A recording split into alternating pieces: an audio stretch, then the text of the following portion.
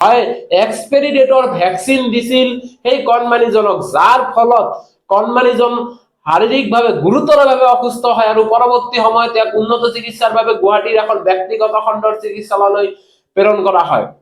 নমস্কাৰ, এটি big breaking news লৈ আজি আপোনালোকৰ মাজত উপস্থিত দিছো। হয়, এটি বিগ ব্ৰেকিং নিউজ। আপোনাৰ সন্তানক আপুনি ডক্টৰ দেখাবলৈ যায় নেকি? যদি যায় তেন্তে অৱলম্বন কৰক কেইবাটাও সাৱধানতা, কিয়নো বৰপেটা ৰোডত নিউ সঞ্জীৱনী মেডিকেলৰ থকা ডক্টৰ মিহিৰ ভূঞাৰ ভুল চিকিৎসাৰ বাবে, মিহিৰ ভূঞাৰ ভুল চিকিৎসা বুলি ক'লে ভুল হ'ব। মিহিৰ ভূঞা আৰু সঞ্জীৱনী মেডিকেলৰ গাফিলতিৰ কাৰণে এজন 5 বছৰীয়া কণমানি মৃত্যুৰ সৈতে যুঁজি আছে গুৱাহাটী প্ৰাইভেট এখন চিকিৎসালয়ত। হয়, গুৱাহাটীৰ এখন ব্যক্তিগত খণ্ডৰ চিকিৎসালয়ত মৃত্যুৰ সৈতে যুঁজি আছে 5 বছৰীয়া এটি কণমানি। ইয়াক আমি পোৱা খবৰ অনুসৰি বা আমাৰ হাতত অহা তথ্য অনুসৰি বৰপেটা ৰোডৰ নিউ সঞ্জীৱনী মেডিকেলত থকা মিহিৰ ভূঞাক দেখাবলৈ গৈছিল কণমানিজনক। যেতিয়া দেখাবলৈ গৈছিল, যোৱাৰ সময় 5 বছৰ হৈছিল কণমানিজনৰ, আৰু 5 বছৰ হোৱাৰ লগে লগে দুটাকৈ ভেকচিন দিছিল এই কণমানিজনক, আৰু ভেকচিনটো আছিল মেদ উকলা।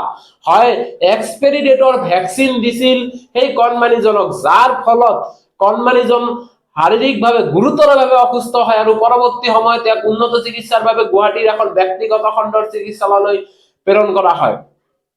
ইয়াক কাৰ গাফিলতি? কেনেকে এজন সৰু কণমানিক এক্সপায়াৰী ডেটৰ মেডিচিন দিয়া হয়? কিয় ডক্টৰে প্ৰত্যক্ষ নকৰে? আৰু ভেকচিনটো দিয়াৰ লগে লগে পৰিয়ালৰ মানুহে ভেকচিনৰ পেকেট যিটো আছে, পেকেটটো চোৱাৰ লগে লগে চাই যে ভেকচিনটো 9 মাহ আগত উকলি গৈছে ডেট।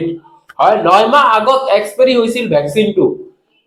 ডক্টৰে জানি বুজি মাত্ৰ 5,000 টকাৰ কাৰণে, হয়, এটা ভেকচিনৰ মূল্য 5,000 টকা, আৰু এই 5,000 টকাৰ কাৰণে নিউ সঞ্জীৱনী মেডিকেলত ডক্টৰ মিহিৰ ভূঞাই প্ৰদান কৰিলে এটি 5 বছৰীয়া কণমানিক এক্সপায়াৰী ডেটৰ মেডিচিন, যাৰ ফলত মৃত্যুৰ সৈতে যুঁজি আছে সৰু কণমানি। হয়, গুৰুতৰভাৱে অসুস্থ অৱস্থাত কণমানিজনক বৰ্তমান গুৱাহাটীৰ এখন ব্যক্তিগত খণ্ডৰ চিকিৎসালয়ত চিকিৎসা কৰি থকা হৈছে।